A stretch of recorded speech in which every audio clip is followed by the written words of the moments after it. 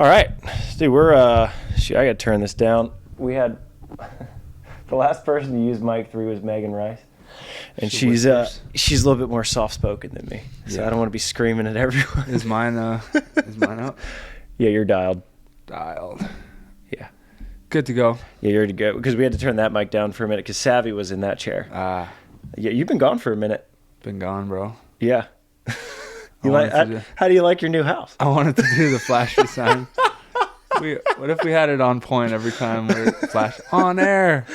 This is the spooky season now. Every time we hit record, it should light up. That's a good point. Yeah. No, I mean, greatest volleyball podcast studio ever. Yeah.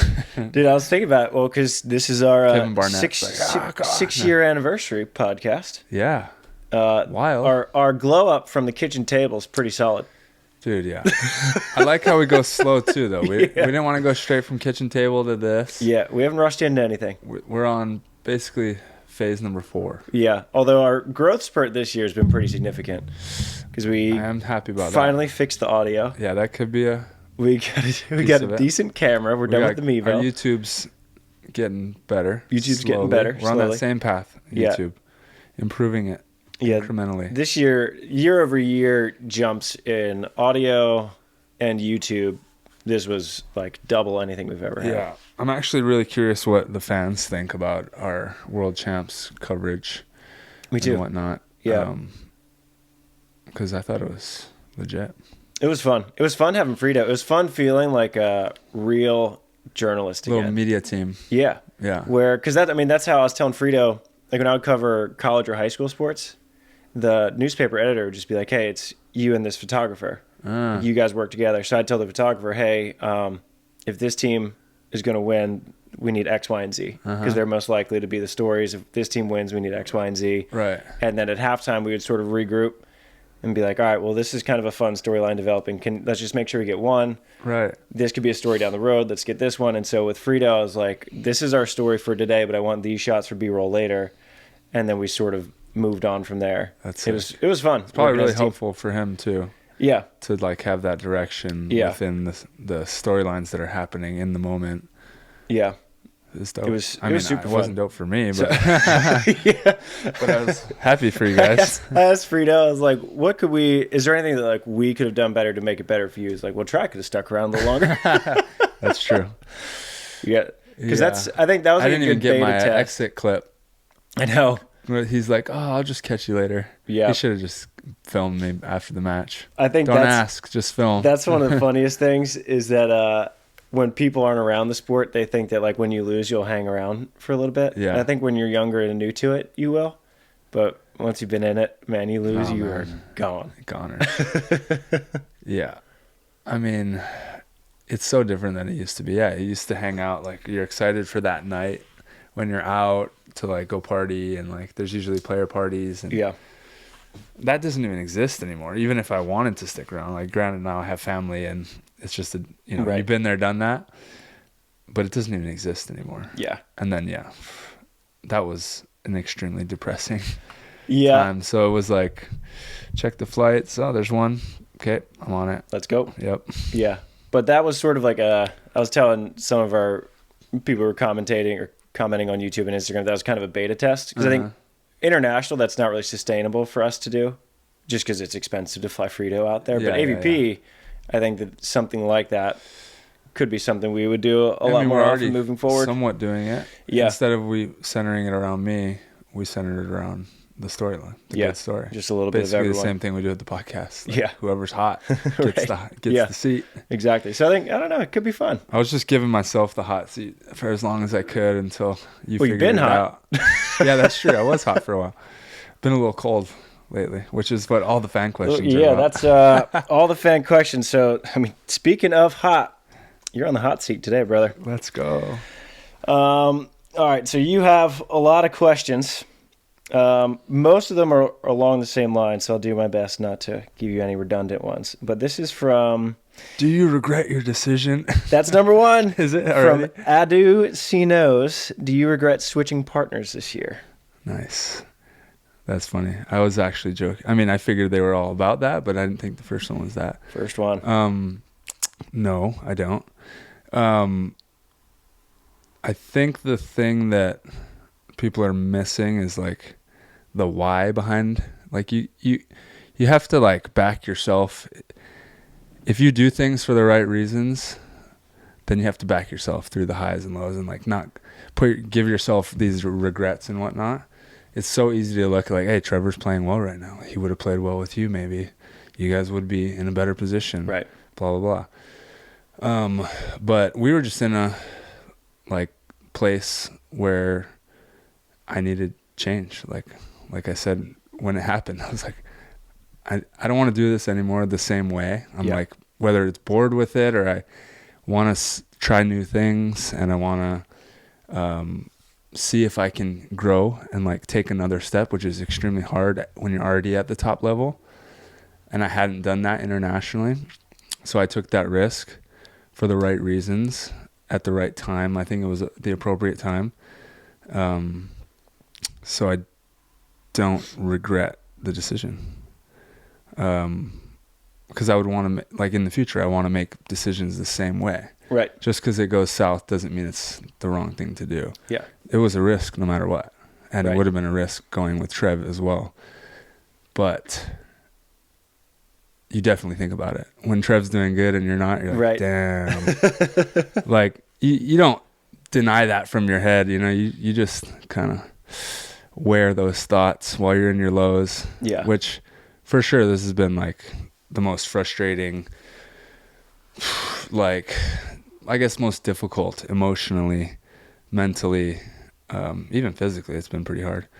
They're all pretty hard physically, but yeah, just trying to figure it out, knowing that I put myself in this position and trying to take like extreme ownership of it and accountability for where I'm at and what we're doing.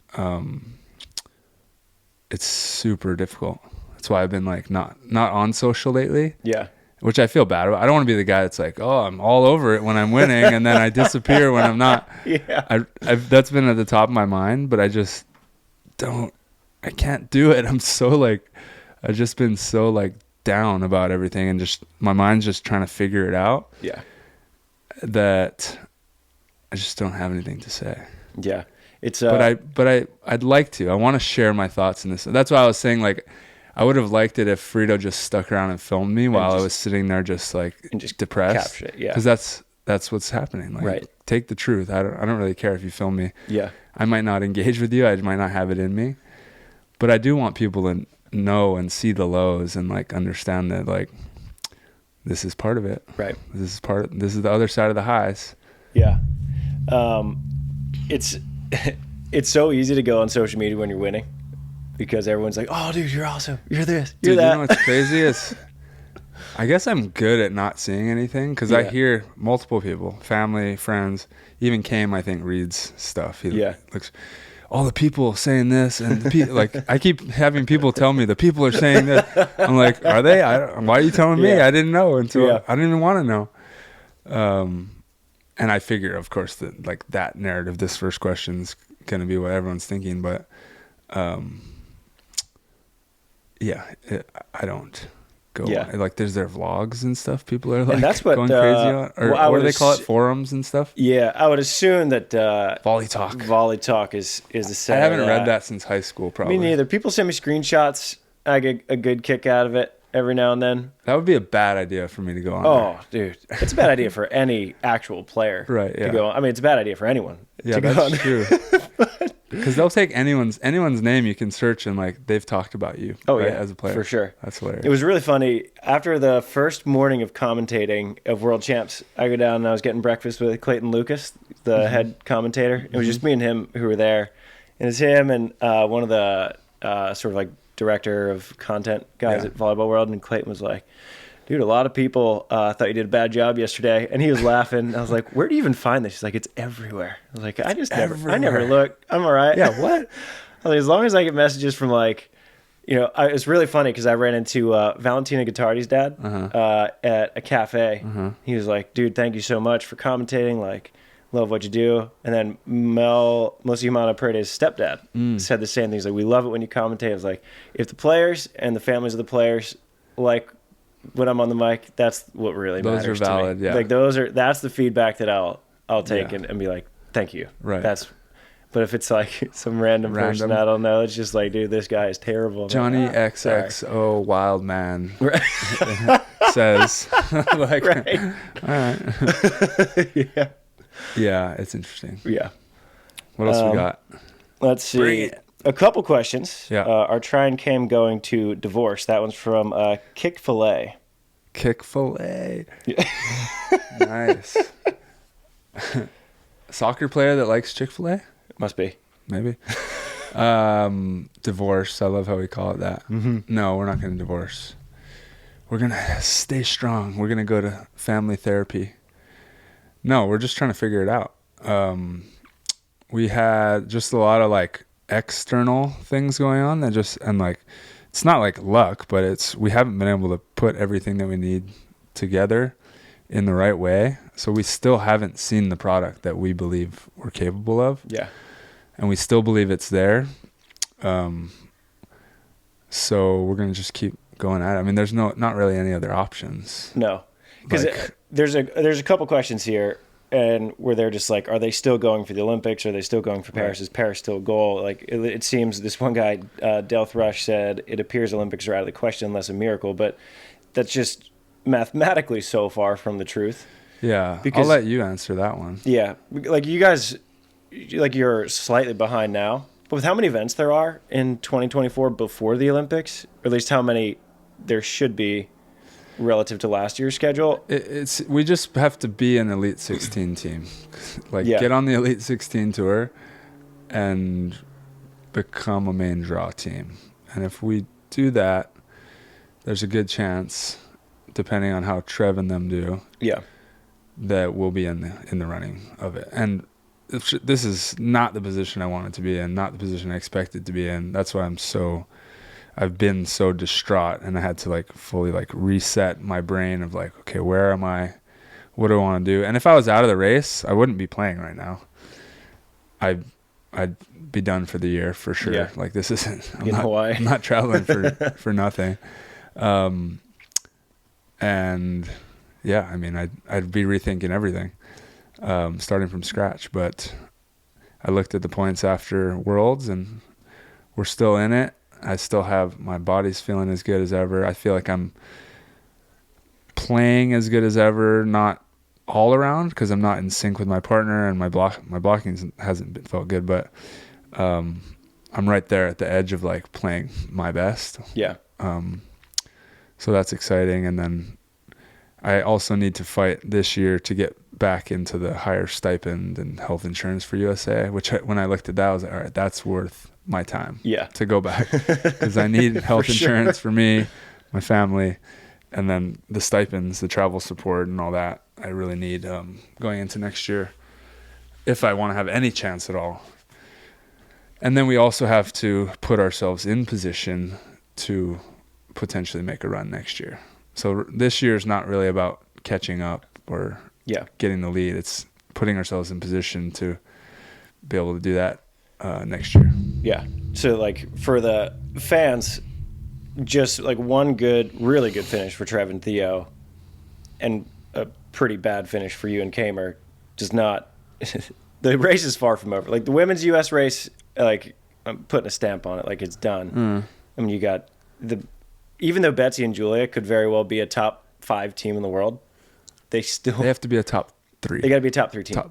And like so consistently. So me saying that the women's race is over is no fault of Betsy and Julia. Betsy and Julia would be the 2 team on the men's side. Yeah. Yeah. And like Betsy and Julia would be like, given their points and their trajectory, they would have qualified for any other Olympic Games except for this one. Pretty much. Yeah. Right. Because you look at, I mean, Kelly Chang and Sarah Sponcil last year, they didn't win a medal in the entire race until the last 2 events. Right. And you got Betsy and Julia, who are almost medaling in like half of the events. They took a silver in Montreal, and they're still so far behind just because Kristen, Taryn, and Kelly and Sarah are so absolutely dominating. Yeah. So like the men's race on the U.S. is so different from the women, where people aren't counting out Betsy and Julia because they're playing great, but mathematically it's pretty much done. But they're counting you guys out because you're not playing great, even though you're only down like 50 points per event. Like, it's not that big of a gap. Yeah, it's hard to tell how much you're actually down right now. Like before you have the 12 finishes and with the bunch left. Because you can look at averages, but even averages, it's really deceiving. It's really about like what are your best 6 finishes right now. Yeah. That's kind of like how I look at it. And you guys have done a decent job of you have a fair amount, like 600 points. Well, you actually have a fair, like 600 point is like what I think you should. That's a usable finish. It's so funny because like, yeah, like I mean it's respectable, right? Some of the stuff finishes we have and stuff, but like it feels like India last week, where it was the most demoralizing fifth place of my life. Like, wow, I can't believe you gave us a 5th for that performance, you know? So it's kind of funny. But that's like at the beginning of the year, dude, we're asking, because all like my friends were in the future levels pretty much. And they're like, oh, dude, I just want to get in a challenge. I'm like, just wait till the fall. Yeah, right. Just sign up for the ones in the fall. They're like, dude, Olympic year, no way. Like everyone's going to go. I'm like, where were you in India? Right. Why are you at home? Like I told you to go to this one. Yeah. Because no one wants to go. Yeah. Go to China. Go to India. Go to Thailand. Ask Evan and Cody. Don't go. No, that poor guy. Oh, that was torture. At least I was telling Savvy, I was like, if there's one person that's built for those shenanigans, it is Evan. Is it? I mean, he is the road dog of the road dogs. Okay. Good. The only person more built than that would have been Zahn, who would have come back and been like, dude, I have the best story. Awesome. I lost my passport. I had to go back to Mumbai. I almost got heat stroke on the court. We got scammed out of our Airbnb. It was great. Yeah. Yeah, so those guys. But yeah, I mean, you didn't play. You had no notable wins, but you got 5th because you went. Yeah. Like that's like you just got to show up sometimes. You showed up. No, totally. And you stayed on your feet. Yeah, that's almost what it was. Even though Kamer probably barely stayed on his feet. Yeah, well, I didn't get a serve, literally, the last match. Yeah. But it was brutal. And, like, the heat, humidity, UV index combo, and I like heat and humidity. Like, I'm built for that. Worst I've ever felt. That's what... I was amazed. I was like, I cannot believe how drained I am. Yeah. After each point. Granted, we had like stomach bugs. Cam had it way worse, but yeah. So we were like dehydrated, and it takes like 40 hours to get there. Yeah. But Evan had to he was supposed to get there a day earlier, and then he got there the same day as me because he messed up. Yeah. And then he had to play, and while he's playing his match, I'm training against Norway, and I basically just gave up at the end because I thought we were playing to 15. Yeah. And we kept playing to 20. And I was like, I gave up at 15, guys. My brain like, stopped. This isn't worth it for me. Yeah. Like, I'd rather rest for tomorrow. Yeah. I was that tired. Yeah. And I'm a pretty, like, keep working kind of guy, you know? And so, Evan, just hearing what they were doing inside, I was just like, it's funny because it wasn't Evan being out of shape. Yeah, it's funny because Evan... Or Cody called the medical, well, right? Cody's not built for heat. Cody had to like get IVs in Virginia Beach last year, heat stroke on the court. But Evan grew up in Louisiana, right? Loves that. Kim Hildreth plays in Florida, loves it, and both of them said that's the hottest I've ever played. Yeah. And I was talking with Anouk, and she was like, "Which congratulations to Anouk for winning gold, first medal in 17 events for her and Joanna." Geez. Yeah. And she was like, "It was crazy." Yeah. So even though you didn't play great, you showed up. Hey, I showed up. There you go. Let's see. You kind of answered. Tim. Oh, boy. Where's Try's mindset and attitude following India? Oh, boy. Mindset and attitude following India is we don't have a coach anymore. Obviously, it wasn't working out. We had visa situation, like long story, but we don't have a coach now. So we're kind of just trying to take it upon ourselves to kind of build everything from the ground up. We've gone through enough lows now to be like, okay, that didn't work. Yeah. And there's plenty to grab onto. Like, we played well early on in the year. There's pieces of the whole year that if we can piece it all together, will be great. But we're taking it upon ourselves to like really rebuild ourselves, changing Came's offense a little bit, tweaking little things here and there. And yeah, I mean, I'm kind of just like, I take a few days to really be down about it, like, cause that's just how I feel. And I don't want to fake that I don't feel down, you know? Yeah. And then try to like come to terms with where we're at. Okay, we're still in the race. Like, if I'm going to go for it, we're going to go for it all in. We don't have a coach, so how do we want to go about this? And really trying to establish when am I at my best? Like, forget a system and what makes sense. Like, when does Bourne play at his best? Let's try to get that guy out. Yeah. What does Cam need at his best? How is he playing his best? What set is he getting when he's at his best? Not like what the system we want to run and do all this stuff, complicated stuff. That's what I'm trying to get back to. And we're just building it by ourselves without a coach right now. So it's hard. We've kind of accepted the challenges. I've set this year up, literally checked every box. Like, we got the trainer, we got the sports psych, we got this. And it all just kind of crumbled and wasn't working all together at once. So a lot of it is, a lot of what has come out of the losses is me just like letting go of the reins and being okay with not having the control. Everything I built sucked for the most part. And just kind of being like, okay, I'm going to let it rebuild itself and see what that turns into, rather than trying to control it and force it and break it again. Yeah. So we're building a new, more authentic monster. Yeah. Hopefully.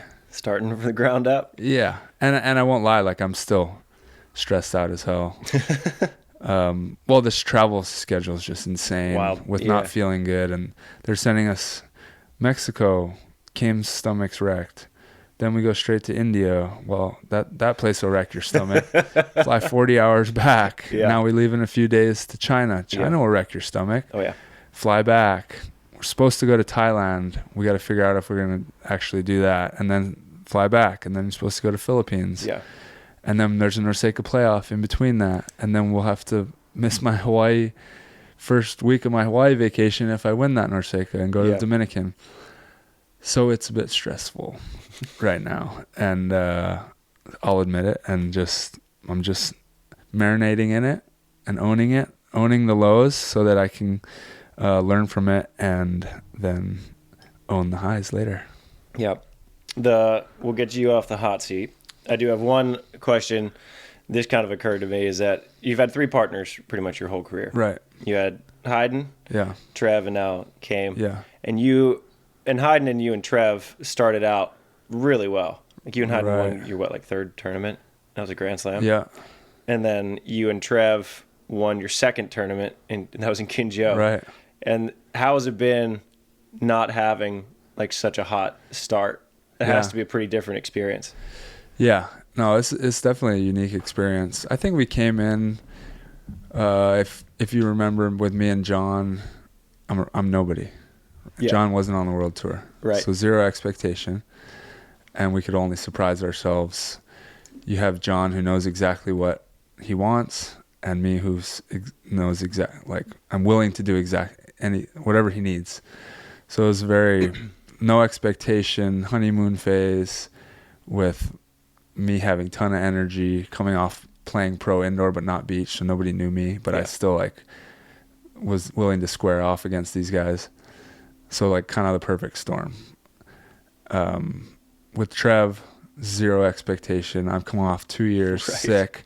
We're both split blockers. He's coming off bad results, like average results, right?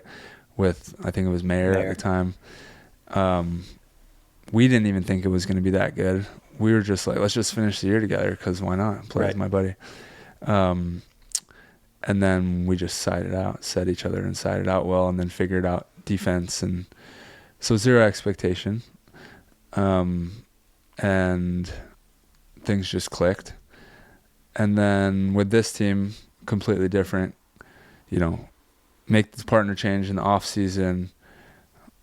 You know, a lot of external expectations. You can do as much mindfulness and sports psych sessions as you want, but you have expectations, and I bring a lot of expectation. Just me. I realized that later on too. Granted, I'm dealing with a veteran. I personally, like, I set the goals high. I came in and was like, we're gonna have the best trainer. We're gonna have the best this. Like, every box is gonna be checked, and I hyped it up. You know, in whatever way.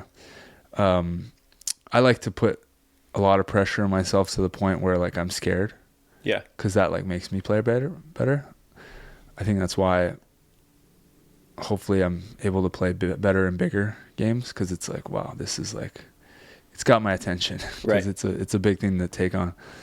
I don't know if that was necessarily good for Chaim. Like, he wants to play. He hasn't played for the U.S. before. He qualified for Olympics with zero expectation to even qualify. Right. And for Canada, you know. Whereas this is like, you're going against your ex-teammate publicly.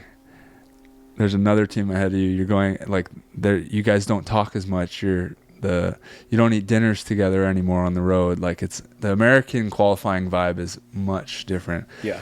And it's my third time with it, and yeah, it was just it's a completely different experience. Yeah. And then, you know, failing through it is just harder.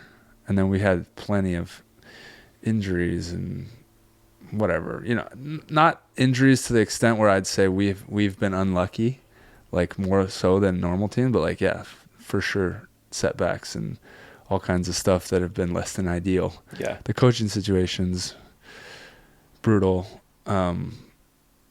because of the expectations we put on that to carry our team. Right. So just a different situation. And now I think the biggest thing at the end of the day was I wanted growth, right? And you have to change to grow. You have to be willing to make changes, and changes make you take steps back a lot of times. Yeah. They can hurt you before you grow, but you have to take that step back to grow sometimes, you know? And that's kind of just called growing pains for a reason. I have growing pains. Yeah.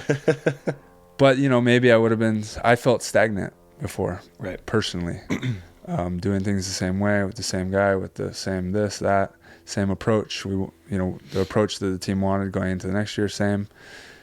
So, yeah, I'm just owning it, but it's just completely different. And the honeymoon phase doesn't work if you expect it to work. True. You know, it's like, oh, and then we'll have the honeymoon phase will be perfect at the beginning of Olympic qualifying. It's more like a celebrity marriage honeymoon. Where'd that go? Where's that honeymoon phase? Yeah. Yeah. Well, honeymoon phase, I think, literally comes from the lack of expectation. Mm-hmm. Whereas when you put together and this is certainly not us, but in the NBA, you put together a super team. There's no honeymoon phase for that team, right? It's you lose and like what's happening. They usually put so much pressure on that team, the big three, right? They start losing and boom, blow it up or something. You know, like they just get torched. Yeah. So expectations are the thief of joy. The killer of joy. Yeah. Let's see. This would be more on a lighter note. Still for you. Cool. Tyler Penberthy. I always want to give Tyler, whenever he asks a question, I want to make sure it gets answered because he's a loyal listener. Also a good player. Tyler. Try had his hand injured for a while. What are common beach volleyball injuries and how to avoid them? I don't think you avoid them. Yeah. I mean, that's a standard one. It's one that you dread. Basically just blocking Taylor, wrenched my thumb back. I think there was he did an ultrasound. He said he thought he saw a partial tear in the ligament. He did it more recently when it was healed. And it was all black and blue while I was traveling to Latvia, was it? After Hermosa, whatever that was, yeah. So I had to wrap it for a few months. And it's been feeling better. He told me to keep wearing the splint because of that little tear in it.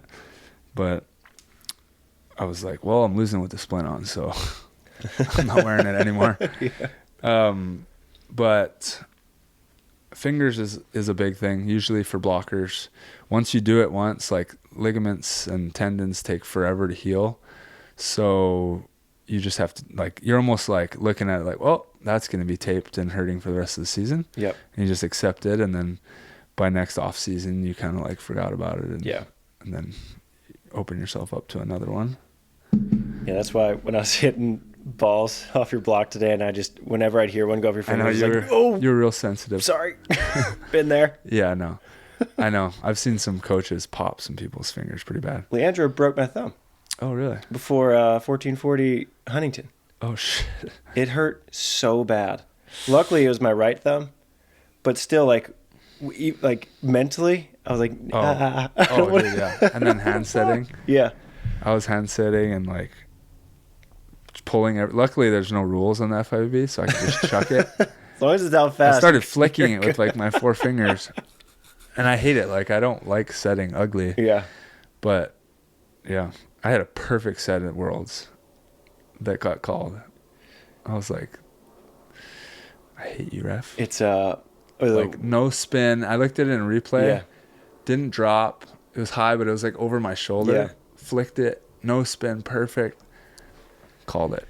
The double. I'm but assuming. Then, like, I don't know. Dude, you will see the wildest one. Oh, and then I chuck them, flick it, and it's good. It's fine, dude. Sarah Hughes mangled one in the gold medal match against Anna Patricia and Duda. Nothing. AP and Duda stopped playing, and Kelly sort of stopped approaching it, and she's like, "Oh shit!" Yeah, I like stopped hitting it. Whistle. I hit a jumbo when Kame did it once. Yeah, and it was good. So Kelly puts it away, and Duda and Anna Patricia were like, "You've got to be kidding." No way. Like, you're gonna let that go? And I mean, it was bad. But Sarah's hands are high, and it just flicks it. And this thing was just like, I mean, it was helicopter, side spin, everything, no call.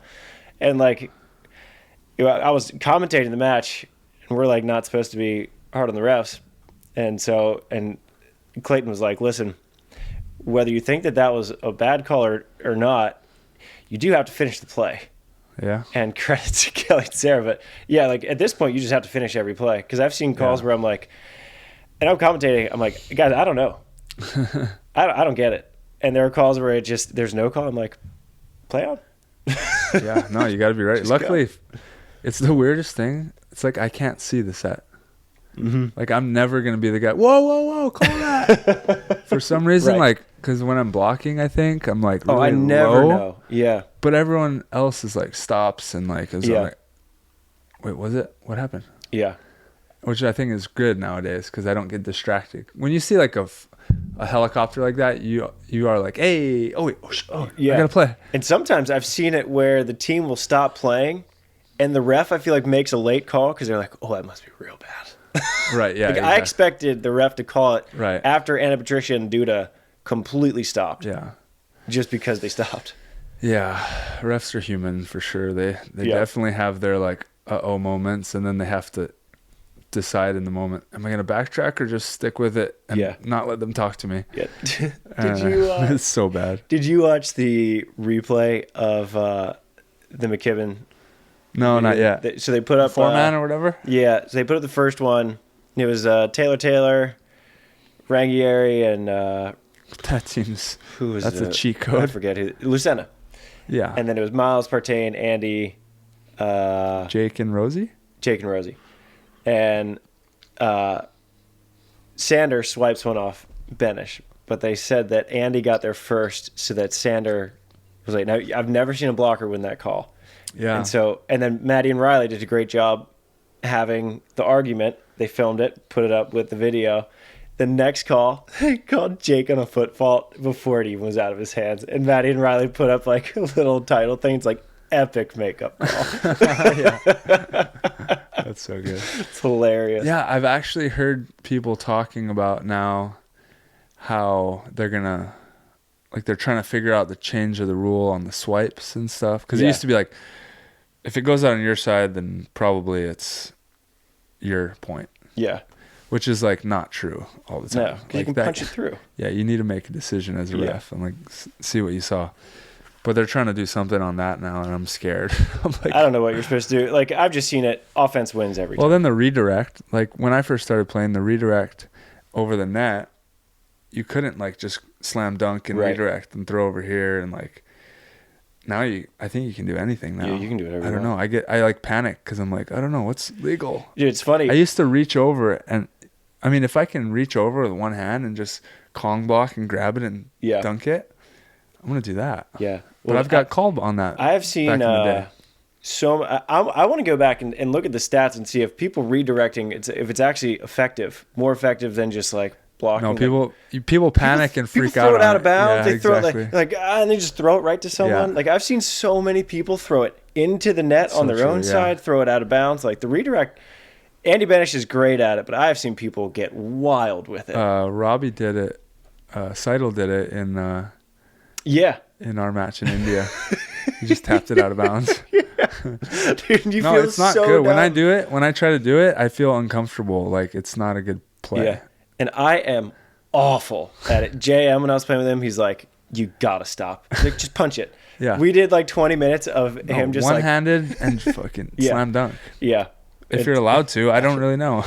Now I just swing at it. I'm done redirecting. I just hit as hard as I can. Yeah, that's fair. Yeah. But back to Penberthy's question for injuries. The common one that I had was tendonitis in the knee.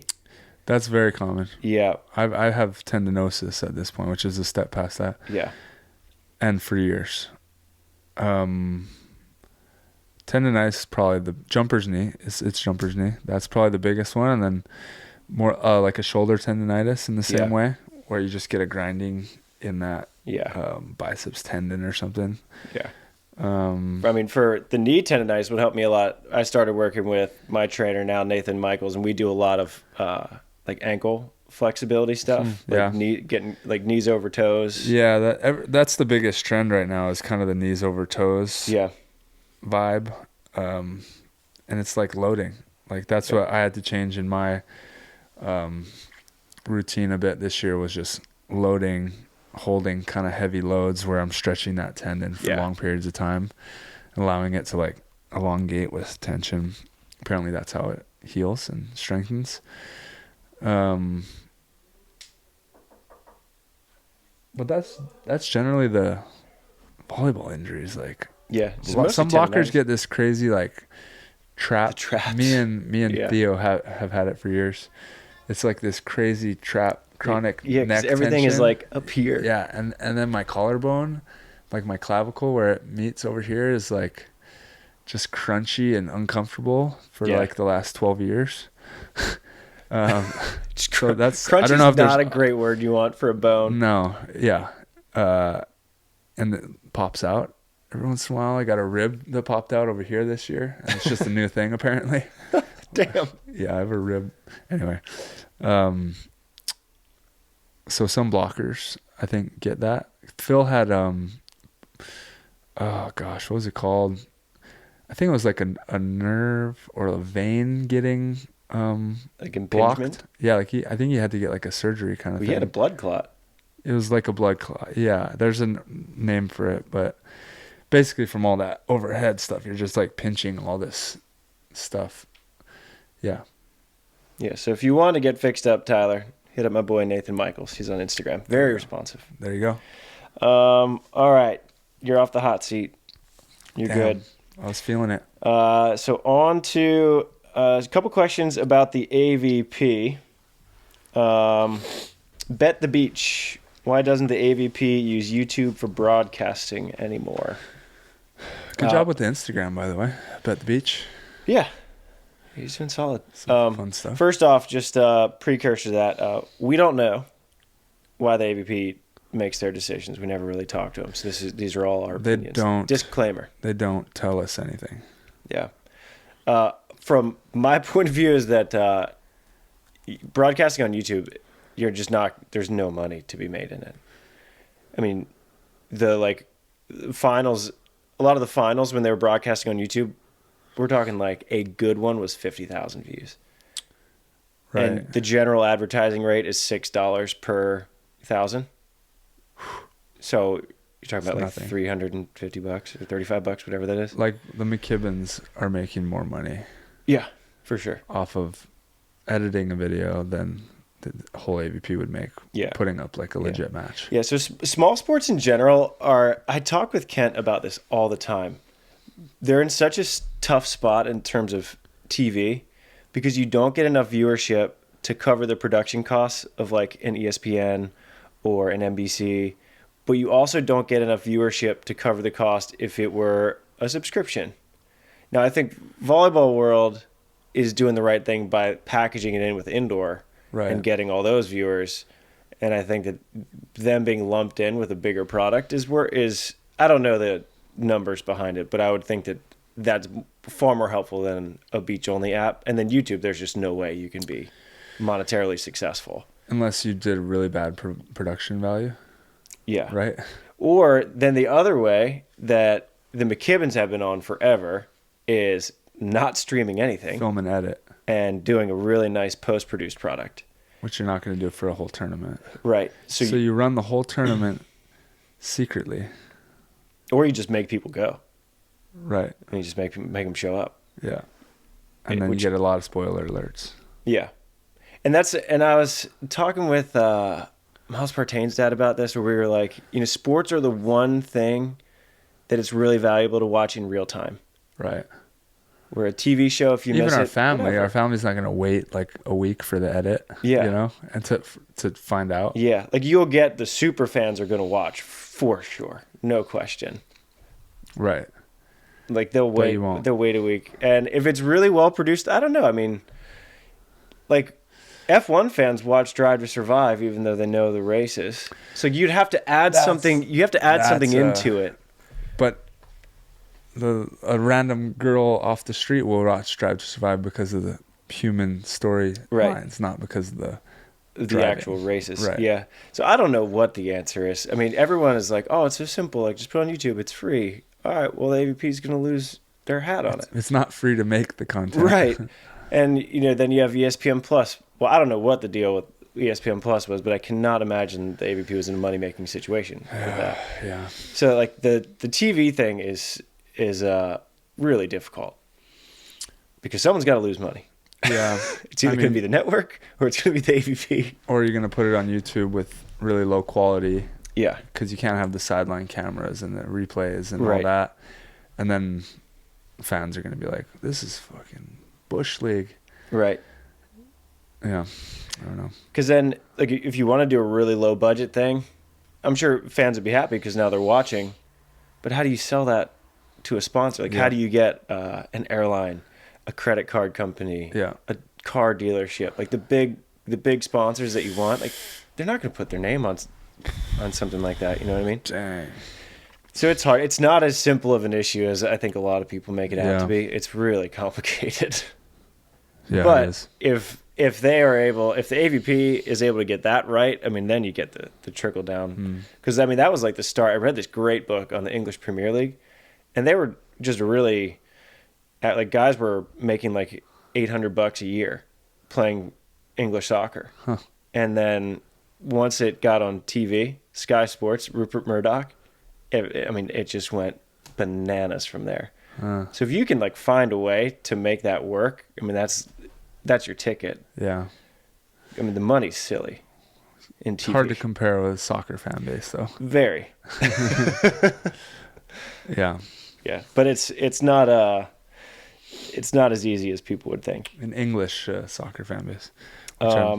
Also from Bet the Beach, would the AVP ever host or promote a Beach Pro Tour event in Los Angeles the year before the LA Olympics? I don't think the AVP ever would, but I think that the FIVB, I feel like, would 100% do that. I think 2027 will be at the latest. But if FIVB wants to do it, AVP or USA Volleyball would have to take the reins on it to put it on, I think. Maybe. I mean, I think USA might just sanction it. You have to pay FIVB to put it on events. Yeah. I think that they're at the very minimum a test event. They should. And there is, I'm on the board of directors, not saying that we're having these specific conversations, but people are talking about this stuff and they're aware that USA should and has the possibility of hosting events on both sides. And AVP will be a part of the conversation. I guarantee that. Like, it'll be offered to them. Did you guys want to put it on? And, Allow will probably say no based on what I heard the results of the last one was. You just lose a lot of money. And it's really expensive to do it in the U.S. and especially California beaches. And FIVB doesn't, like, you pay them a lot to put it on. They don't come in and be like, can we put an event on here? Right. They're like, this is how much you have to pay to put on an event. Yeah. Which is why they're sending us around the world on a wild goose chase, because they get paid. I believe. Yeah. It's a good model for them. So we want that event, and we're talking about it. Yeah. Like, it's in discussions. And I would bet on it happening. Yeah. If I had to bet, I'd say maybe 60% chance it happens. I'll take 60. And it is from Bet the Beach, so we're betting. 60% chance it's happening. Nolan519. What are Sarah Sponcil's plans for the beach? Is she switching completely to indoor, doing both? Did she make an announcement? Yeah. So she is playing she's not done with the beach. She is playing in the inaugural Pro Volleyball Federation for the Grand Rapids Rise. Ew. But when I did a story on her, when she made that announcement, she was like, I want to make it super clear that I'm not done with the beach. I'm going to keep playing AVP. Right now, just World Tour is not for me. She seemed burnt out and just needed a change from the beach, which I totally get. Yeah. So I think she was burnt. She talked about wanting like that good team atmosphere again. And then she said she's going to play AVP 2024. And once the LA qualification cycle rolls around, she said she's not ruling it out. Right. So you will see her on the beach again. And she's going to be baller. Oh, she's not going to be like, she's not going to be like, oh, I got to figure it out again. Right. She's going to be right back to balling. She's ridiculous. She's like one of the best athletes, men or women, that I know. Yeah. She's crazy. For sure. Yeah. So Sarah will be back. Any word on what the AVP season will look like next year? This is from AC Mo. I haven't heard anything. Not yet. Not yet. There you go, AC. Or FIVB, for that matter. Last AVP question from MW Blitz. Could SANDCAST listeners put together a pool to sponsor a fun AVP team for a tournament next year? Yes. Put together the fans? Yeah, if they could like put together some money to sponsor a team. Yeah. I like it. Yeah. Who? MW. Let us know. Let us know. Because we are open, and maybe you can lead that pool for us. Yeah. We're open. Any ideas? Yeah. I'm still excited about our SANDCAST tour. Me too. Which, after World Champs, I was like, maybe it's coming sooner than we thought.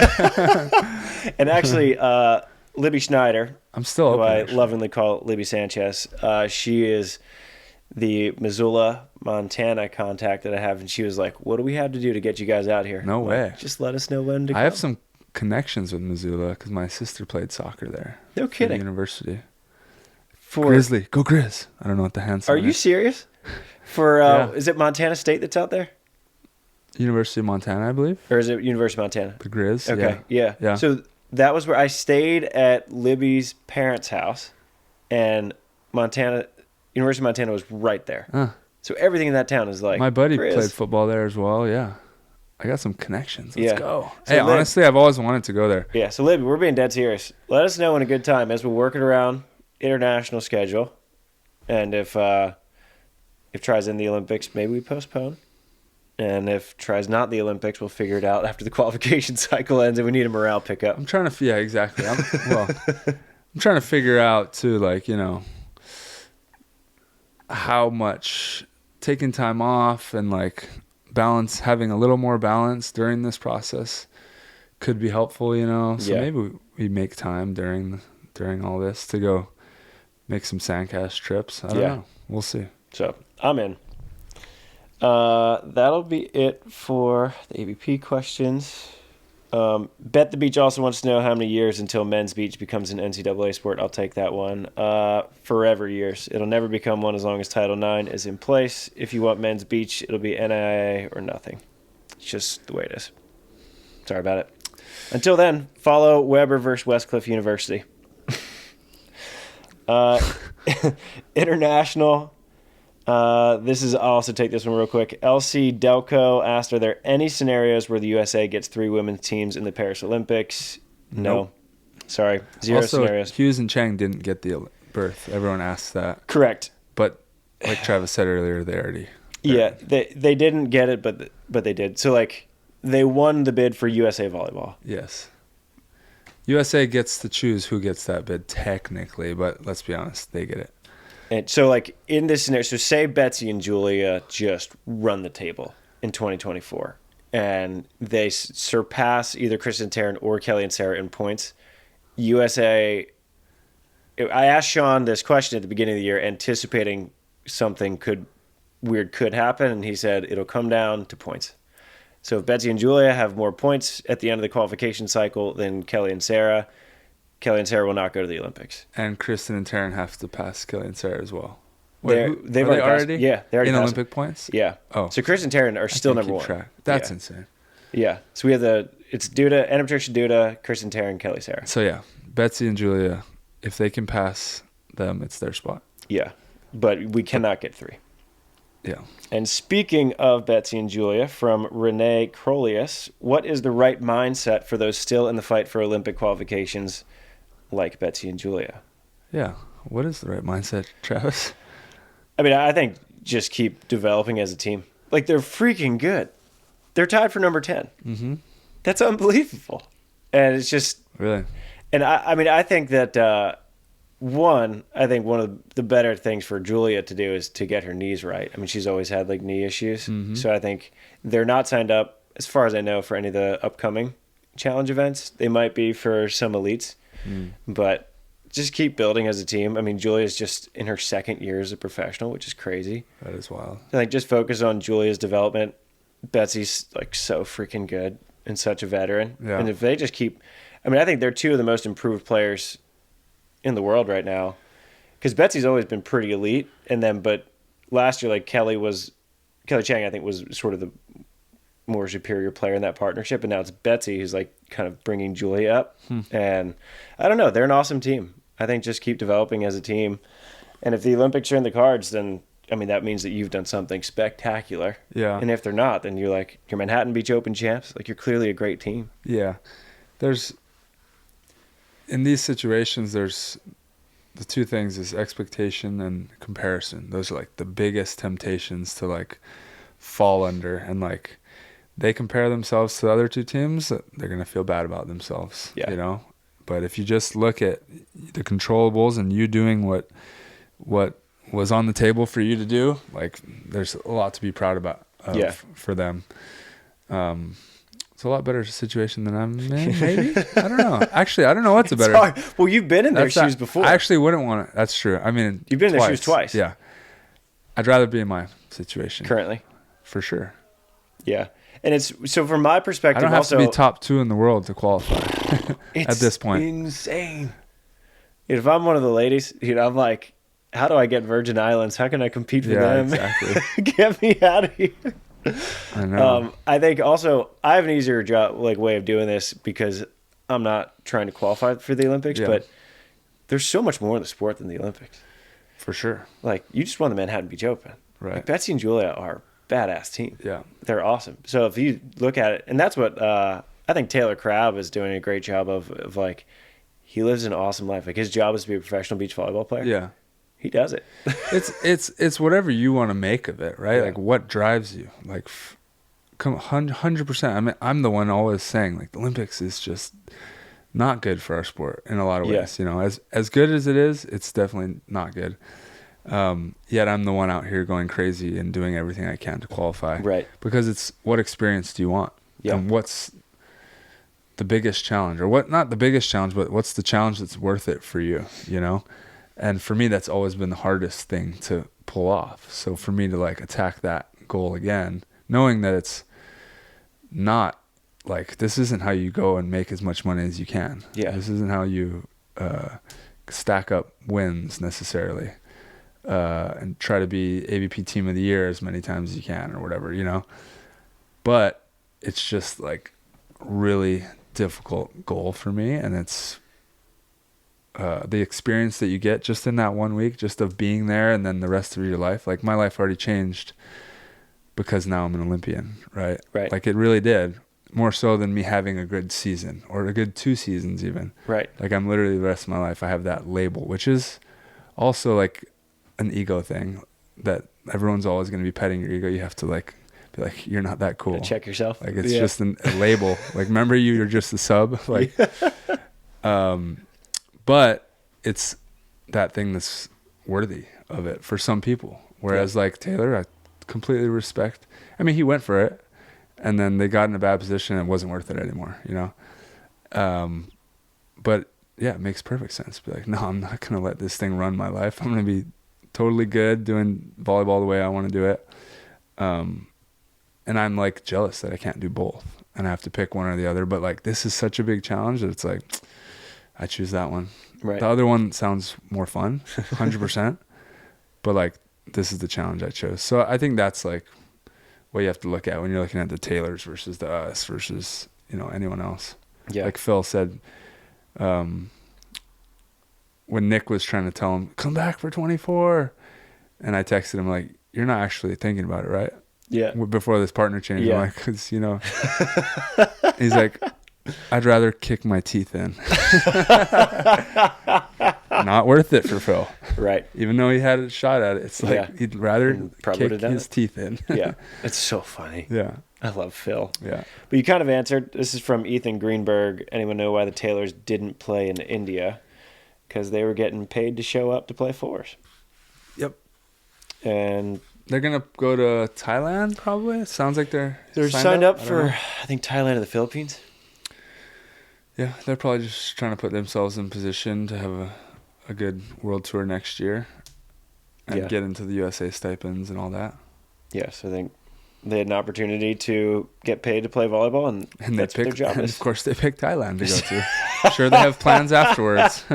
Notice they're not going to China. I wouldn't be surprised if the girlfriends are coming. They stay for a nice week after.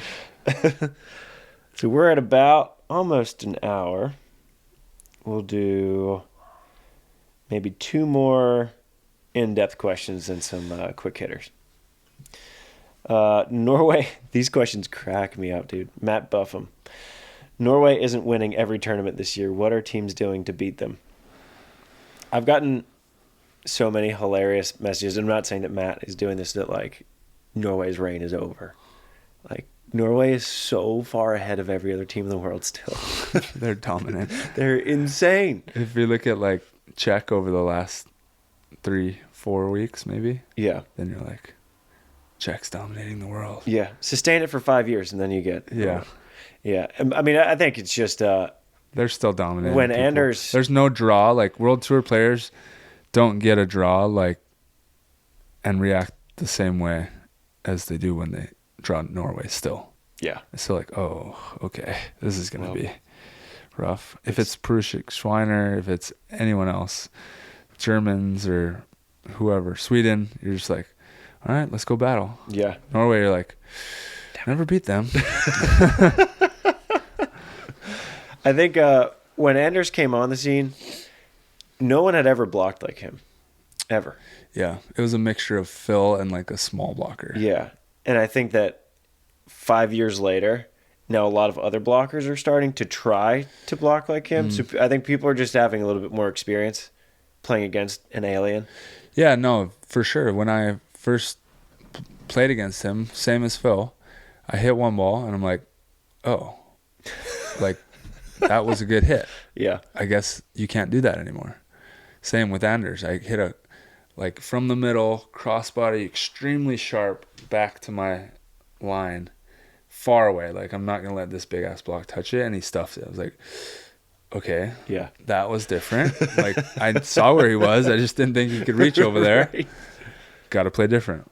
Guys that are playing in the NBA now and they're trying to shoot threes on Wembanyama, you can't, if he's standing over there, you can't shoot there anymore. Right. Like, the physics are just different. Yeah. And now people understand those physics, and there are more bigger blockers. Yeah. Yeah. Yeah. So I think it's people have just learned how to try to adjust to Anders. Because before you hit it, you're like, I don't even have a guess. as to how to beat that. Yeah. I mean, they're still dominating. Yeah, so Norway, we're not worried about Norway. Dylan Mortensen, I can take this one real quick. Why did some teams have different jerseys at the World Championships? So the World Championships were not put on by Volleyball World. It was put on by the FIVB. And so Volleyball World, at every Elite 16 stop, they'll do custom jerseys, and then you can buy the merch and stuff, which is pretty cool. But because it was the FIVB, teams were allowed to design their own jerseys. Well, from their own personal and national team sponsors. Yeah. Which is the same as the Olympics. So you'll notice at the Olympics that all the jerseys are going to look different, very customized. The U.S. teams, I think, just allowed the FIVB to make ours because our apparel companies didn't make tank tops or whatever. Betsy and Julia had some sweet tops. I think the girls got creative. Yeah, maybe some of the girls. Yeah. Our sponsor doesn't have tank tops right now, so Really? So we just used. Who is it? FIVB Back to Mizuno? No, we're with Laird. Oh, USA I is thought you with meant Mizuno. USA. Yeah. No. You go to your You personal. could have gone your okay. Yeah, we're gonna make our own. Got it. Okay. But FIVB said if you don't want to make your own, then we'll just give you. Got ours. it. Okay. But I do want the record to show that Nina Brunner and Tanya Huberly were my number one power rankings for the women's tops. They were sweet. And then the Aussie men, awesome. Of course. They had these like green Kangaroos. drizzles. Yeah, they were sick. Let's see.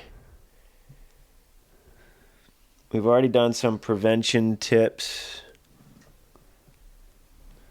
About an hour. All right, we'll do 2 more. Gavin Patterson.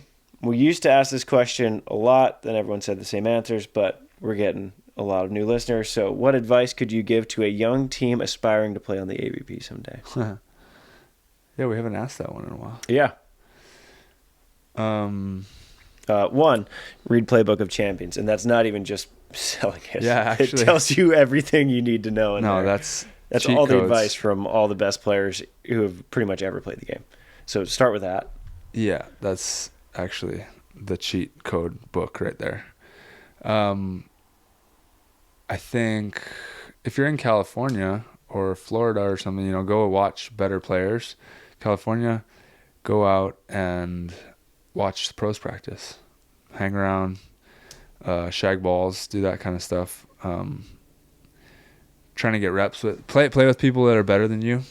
That's usually the biggest thing. That's how you kind of level up.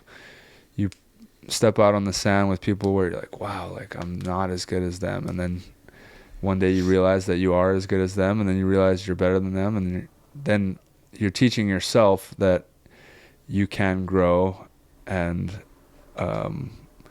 become further along in where you are in your career than you were before. Like that's how I picture it for me. I was just like, well, I used to play with them and now I play with these guys, so I could probably play with those guys one day. And then I pulled it off and played with those guys, and I was like, well, then maybe I can go play there. Yep.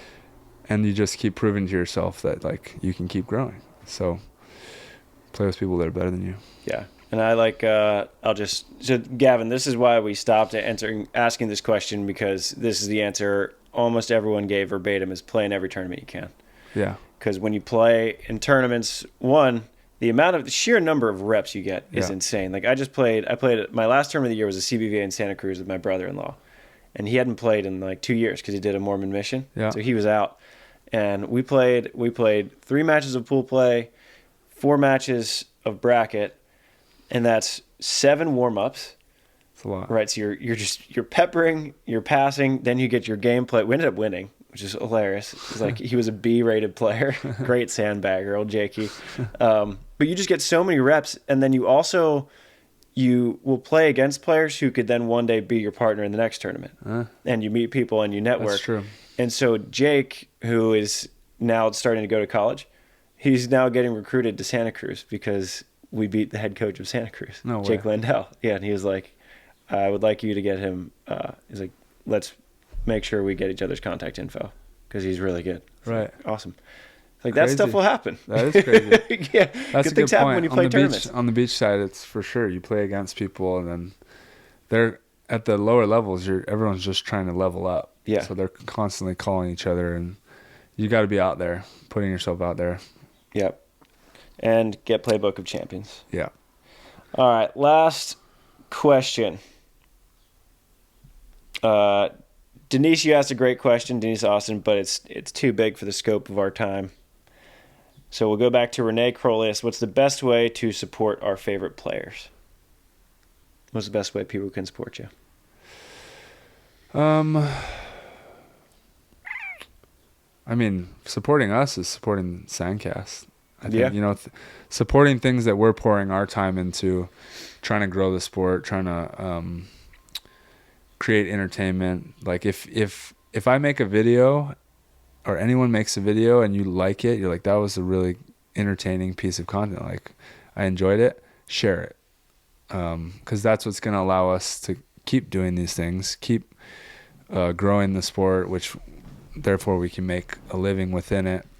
But then we know, when a certain video does well, certain vlogs or YouTube or podcasts, we know what you guys like, so we can create more of it. And obviously we're doing it because we like doing it. So yeah, giving us feedback and sharing the things that that we create is really helpful. Yeah. So whenever, and not even just SANDCAST, like any athlete. If it's, Kristen and Taryn, they make a good reel. Little podcast. Share it on your story. Yeah, exactly. And then a lot of players or teams will have their own merch, like TK and Kristen and Taryn. They do a really good job of sort of branding themselves in that way. Just buy a shirt. If you're gonna buy your product, like, use the athletes promo codes and stuff. It gives you even if it's 10-15%.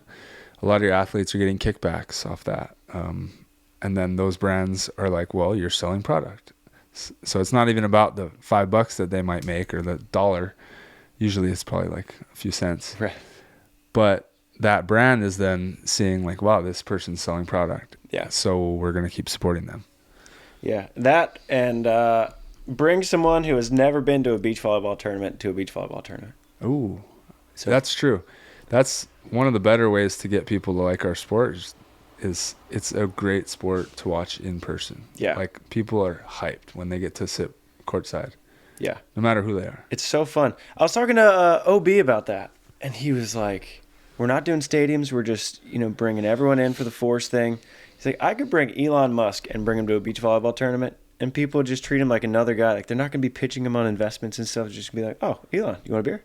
Right. He's like, you just hang out. I don't know. Beach is, I don't really enjoy going to a lot of sporting events in person, but I think beach is an exception because it's, I don't know. The vibe is really fun. Yeah, that's fair, actually. It's interesting. You always want to go to NBA, NFL games and stuff. Yeah. I'm pretty much always underwhelmed. Like, You're kind of bored. Yeah, NFL especially. And I'm a big NFL fan. Like, yeah.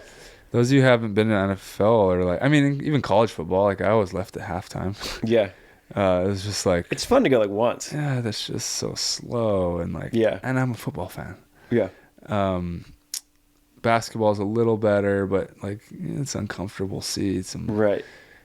Beach is like, there's an energy to it. You're at the beach. Well, it's wild. Like, you can jump in the water after. Yeah. Gets more wild. You didn't pay. Yeah. It's true. And like, there's no real rules. Like, you don't have to, here's your seat. Go over here. Do whatever you want. Walk Move around. way. Do whatever you want. Get some food. Bring it back. Yeah. Like, go make some food. Bring it. Yeah. Yeah, it's Doesn't true. matter. Yeah. Yeah. So I'd say best way to support, one, the sport and the players by extension is bring someone new to a beach tournament. Share the sport with the world. Yeah. Yeah. That's it. Try to grow it. Love it. All right, big dog. Welcome back. Thanks. And in a couple days, see you later. Yeah. Pretty standard. My stomach just growled thinking about the next trip. Yeah, God. Good luck. I still have my China visa. I haven't used it. I would die for some Panda Express when I get out there. Yeah. For those of you who haven't been to China, yeah, you don't get Panda Express every meal. Well, good luck. Don't get divorced yet. Don't get divorced. Hang on. Either of them. Either of them. Okay. Keep Gabby and keep Kame. All right. Sounds good. All right. Shoots. Shoots.